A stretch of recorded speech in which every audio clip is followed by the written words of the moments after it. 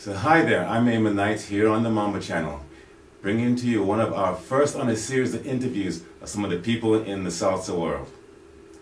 So let's kick it off with the one and only Mr. Mambo himself. Hello there, how you doing? I'm great, nice to be here. So I got a few questions for you. First of all, where are you from? Washington, D.C., born and raised. Born and raised. Wouldn't have guessed that one. Okay, so let me ask another simple question. Any dancing siblings? Yes, my daughter. Oh, your daughter? Yeah, daughter Tanya J. Smith. She's working with me in Mr. Mambo Productions. That's good. I'm glad to hear that one. Okay, the next one we have is, so how did you get the name Mr. Mambo? Well, originally I entered several competitions and I won some trophies. Some of them were the Mambo King, some of them was Mr. Mambo, and along that line, and it seemed like Mr. Mambo just stuck with me. It's become a well-known name in this industry. So let me ask another question. So how long have you been dancing and teaching salsa in this community, or mambo? Too long. Too long. I've been around quite a while, and yes, I've been dancing salsa, mambo, and most Latin dances. I used to love the bolero, but you don't hear about that Bolero, anymore, But yes, dancing has been something I've been very inspired to do. I like being around people. That's one of the popular things, is being around people, entertaining, bringing joy. So how long have you had these socials? This is our 11th year of having socials in the Washington, D.C. area. In fact, when I started, I had no idea I was doing a social. I thought I was just throwing a Latin party.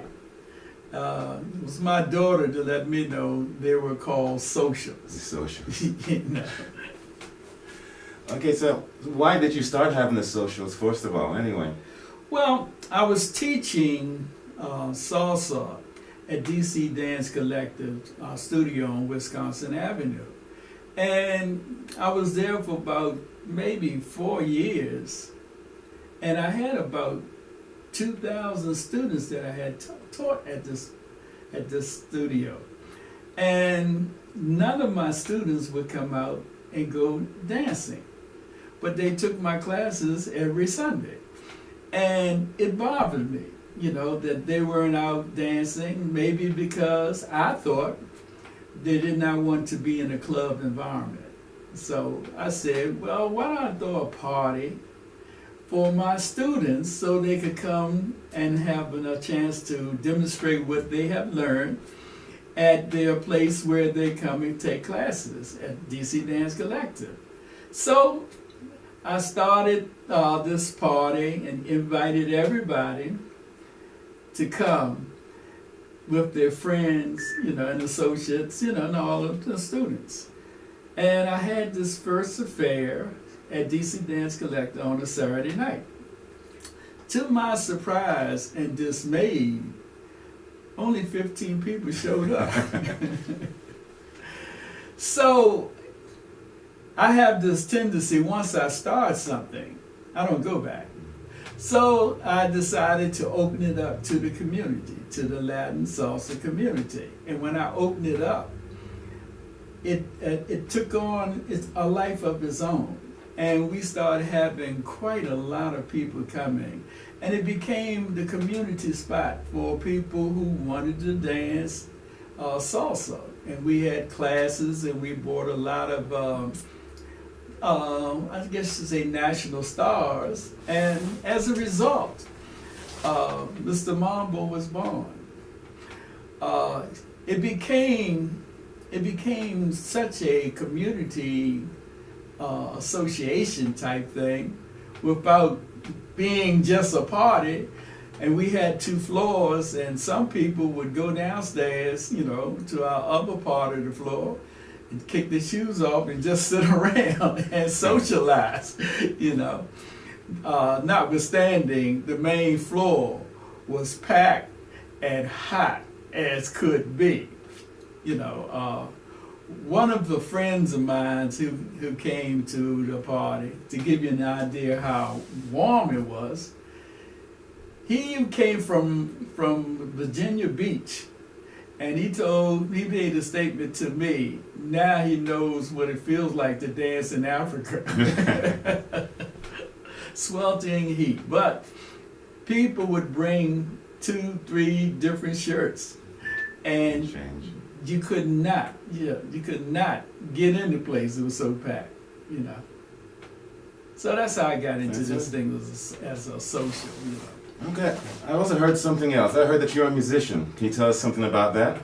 Wow, that goes way back. Yes, one thing leads to another. Back in the early 70s, I was a little kid though. When I was dancing, I was teaching at a club on U Street called the Casbah.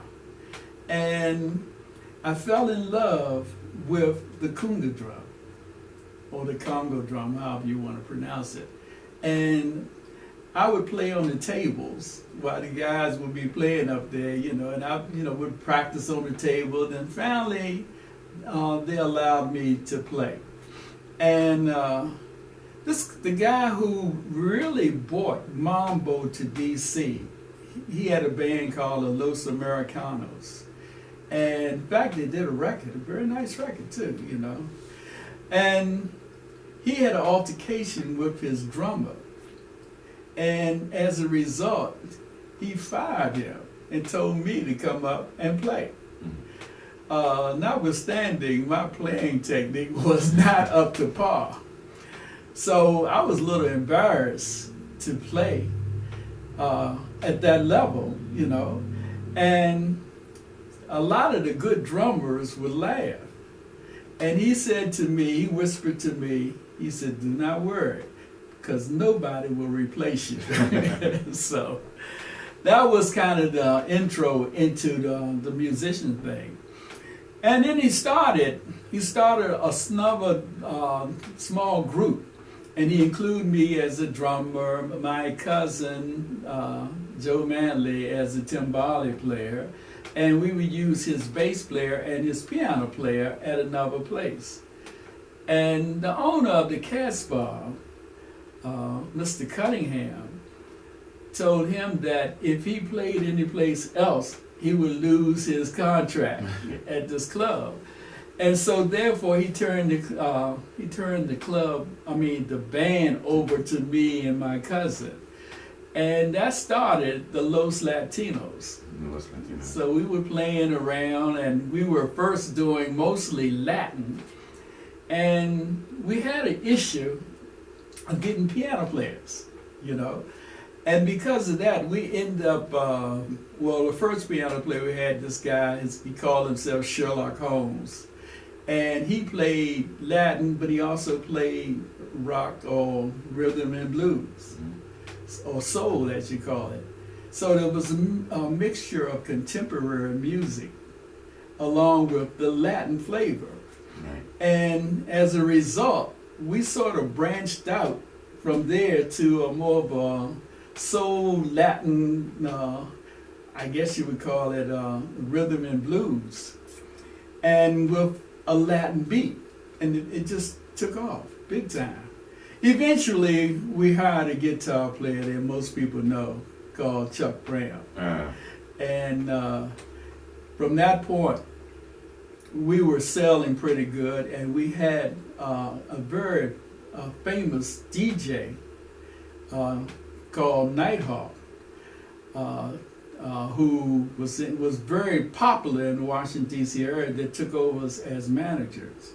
And we started doing some real big, dynamic stuff. So then finally, because Chuck wanted to have a full-size trap drummer, and so he decided, well, our timbale player, Joe Manley, did not want to have a full trap drummer because I think he thought he was going to lose his job. Yeah. So Chuck left and started the Soul Searchers, and he asked me to come with him, but I stayed, with my group, with the group. And because he could not find a good Latin conga player, he started something called what is it? The go-go? Yeah, he started something they call a go-go. But the guy would play a doo-doo-bop, because he did not know Latin, whatnot. And it became a different sound, the go-go sound. So, and it took off, But in the meantime, I kept playing, and I had several groups. And it was really very profitable and very successful. We had something called the Dealers Incorporated, so the whole thing got to a place where when the DJs with the records came in, right, it really limited the opportunities to play because we were carrying a 6-7 piece band and the DJ was one guy, and so as a result I saw the handwriting on the wall. right. So once I saw that, I let go the music thing and started doing hand dancing.